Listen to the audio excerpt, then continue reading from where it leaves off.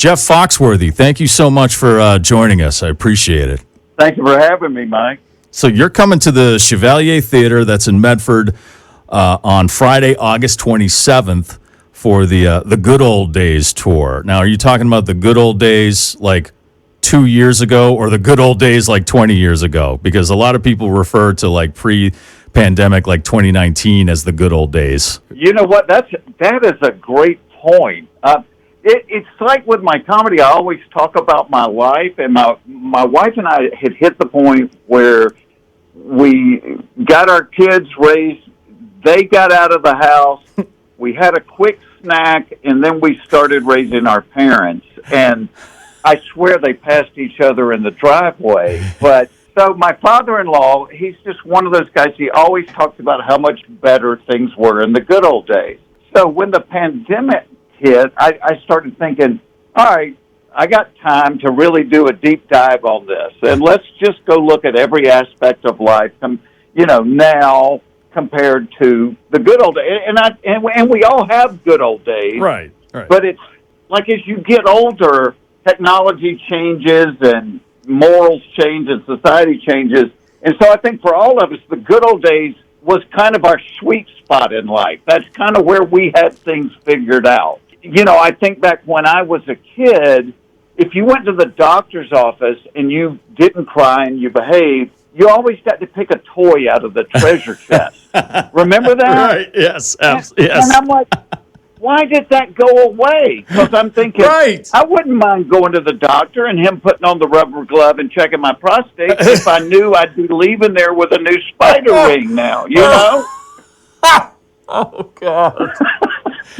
As long as he's not wearing the ring during the exam. No, if he's not wearing the spider. No, I'm wearing the spider ring. Okay, all right. Yeah, I know. It's funny you say when we had things all figured out, but now that I'm older and I look back, I thought I had things figured out. It doesn't seem like that anymore. No, you have nothing figured out, and that's why you long for your good old days. Like, one of the things I started looking at when I was growing up, like everybody now has a phone in their hand 24/7, 365. When I was growing up, my entire family had one phone. It was hardwired into the kitchen wall.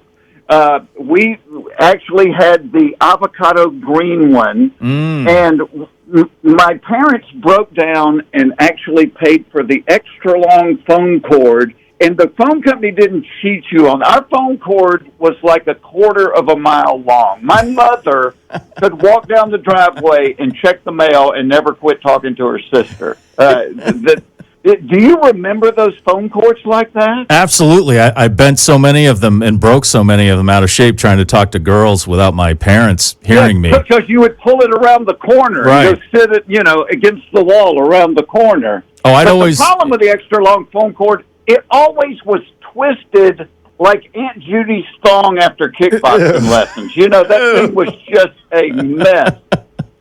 I was always shutting the door on mine.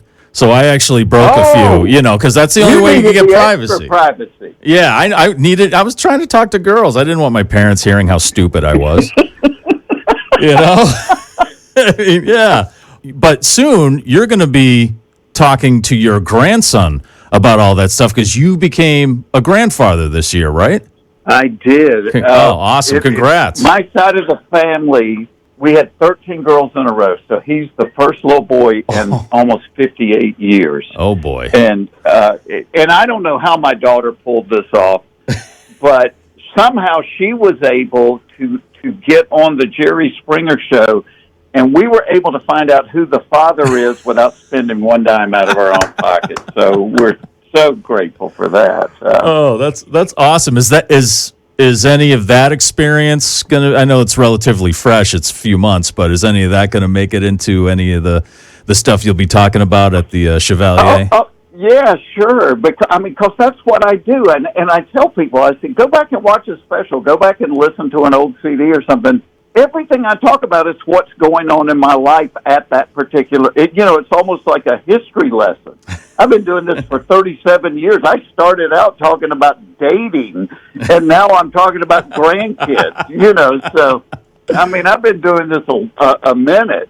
So what have you been doing during the pandemic? I've spoken to a lot of comedians. Some just kind of like, as they say, hunkered down, worked on material. They didn't do any shows. Some tried to do Zoom shows or some kind of virtual show. Some were doing those drive-in shows where the people would drive their cars in and they'd honk their horn or flash their lights to show that they were laughing or something. Did you try doing any of that kind of stuff during America's downtime? I did one Zoom show, and I said, and it was like 45 minutes, and it's just, you can't hear anybody responding. Yeah. And I just felt, 2 minutes into it, I felt like a total idiot, and I only had 43 more minutes to go. So, the weird thing, because people would say, well, I bet you wrote like crazy, but the thing for a comic, and part of what I just find fascinating about stand-up, any other job that you did for 30 years, you would learn what works and what doesn't work. Well, with comedy, I've been doing this forever, and I still don't know what the audience is going to laugh at, but I always think the audience is right. They'll tell you what is funny. So as you're writing, you need to be able to get on stage and present it and go, hey, is this funny? Is this not funny? And like I said, they'll tell you.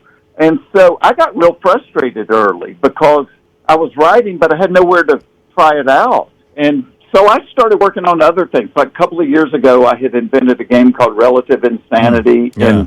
And kind of the idea was just to make you laugh. I wrote 500 punchlines, and then I wrote 100 setups about relatives. It would be like, right before we walked down the aisle, Daddy leaned over to me and whispered blank. And everybody that's playing, they just throw down the punchline they think is going to get the biggest laugh. Well, unlike stand-up, I didn't need an audience for that. And so I actually wrote 4 expansion packs for the Relative Insanity. My wife's looking at me like, you're out of your mind. I mean, I sat there and wrote like 2,500 jokes. But I had to do something. Right. I couldn't get on stage.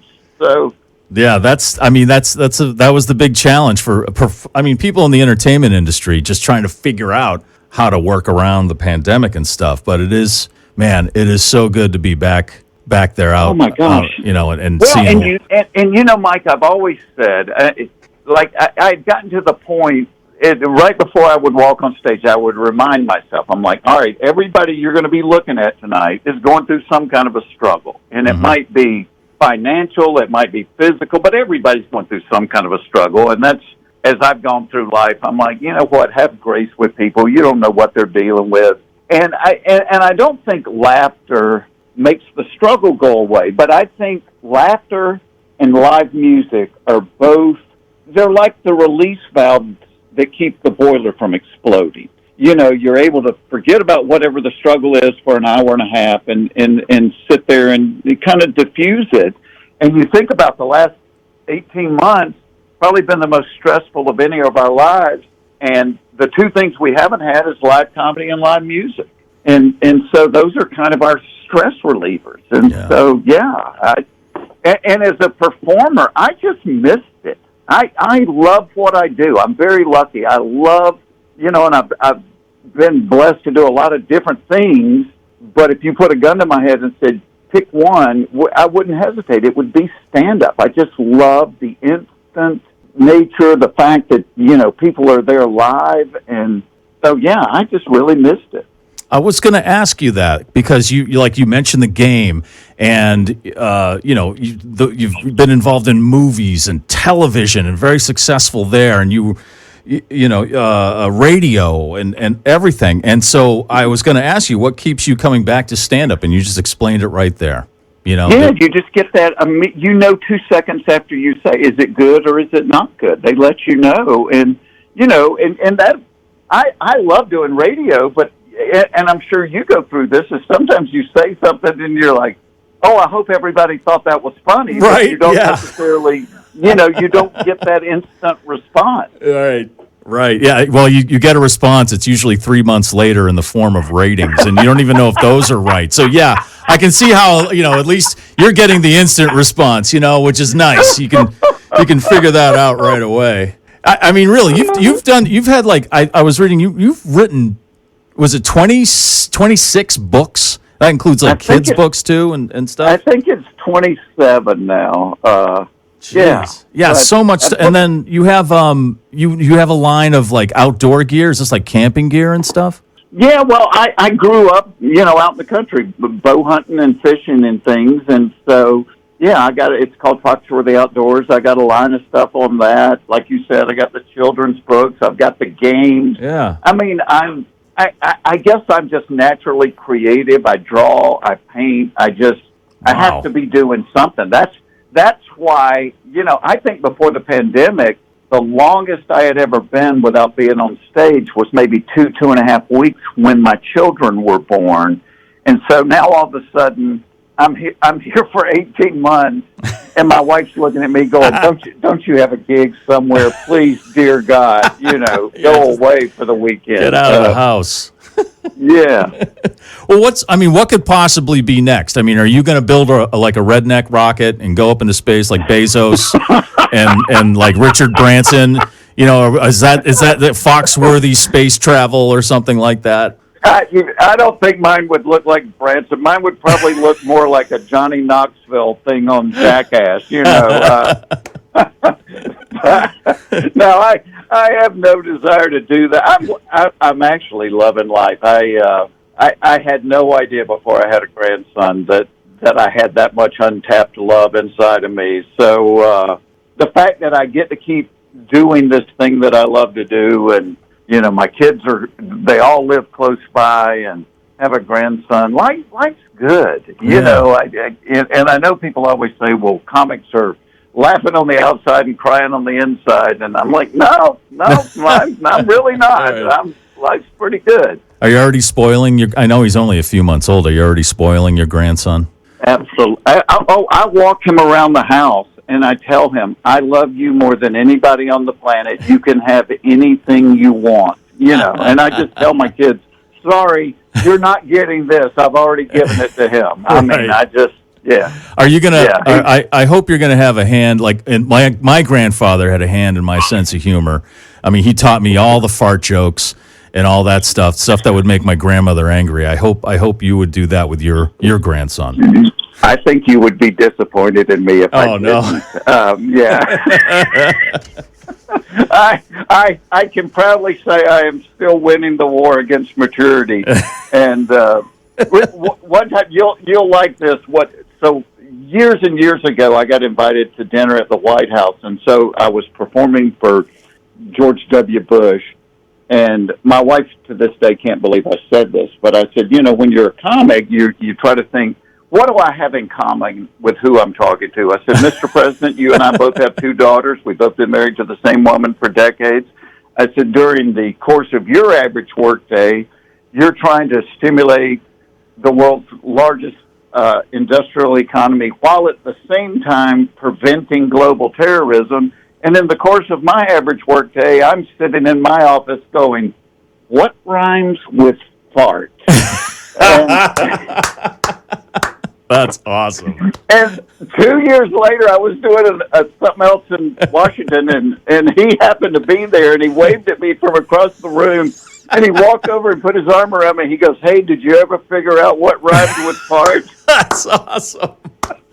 That's right. I don't care if you're president of the United States or, you're the Pope or you're the regular guy at the gas station. Farts are funny. It doesn't matter how old you are. Yeah, it's hard to beat a good quality fart joke. Absolutely. Yeah. I'd like to know, before we wrap it up here, if you want to comment on this, and you were part of the Blue Collar Comedy Tour, such legendary tours. Setting a standard for comedy tours. And how do you feel, or what are your thoughts on Bill Engvall announcing his retirement? Well, my only thought is, why would you even say that? Because I'm thinking, well, if I ever get to the point that I wanted to do that, I think I would just slip away. And that way, if I changed my mind, I could come back. And, like the band Alabama, they're like on their 4th reunion tour. Right. It's like, no, you said goodbye 3 times. You got to go now. I've always said since day one, I told my wife, tell me when I'm not funny anymore, because I don't want to be the old comic that's getting up there and everybody's going, oh, dear God, why doesn't he just retire? But I think when I decide that, or when the audience tells me that, I think I'm just going to, quietly walk out the back door and, go work in the garden or something. And build that rocket. Build the rocket. Well, and build the rocket, yeah. If we can find enough dynamite. Yeah. So. Right. Don't go the Elon Musk route with physics and everything. Just get as many fireworks as you can at the fireworks stand there in the parking lot. And yeah. Yeah, physics messes up the whole thing. You don't want to really get into that. So. Well, hey, Jeff Foxworthy, this has been an honor and a pleasure. I've been a fan of yours for a long, long time. I'm glad you're back out performing, and you can see Jeff over at the Chevalier Theater in Medford, and that's coming up on August 27th. So it's coming up pretty soon here. You can get your tickets at chevaliertheater.com, and we're all looking forward to seeing you also and getting a few laughs and reminiscing about the good old days for the good old days. Yeah, but absolutely. But and the fun thing about it is everybody's included in this. So there's something for everybody there. Awesome. Hey, Jeff, thanks a lot, man. Mike, thank you so much for having me. I appreciate it.